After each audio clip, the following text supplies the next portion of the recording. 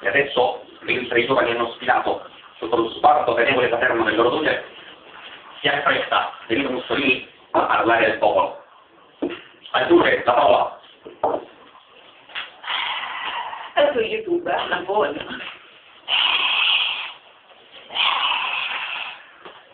Aveva di avanti!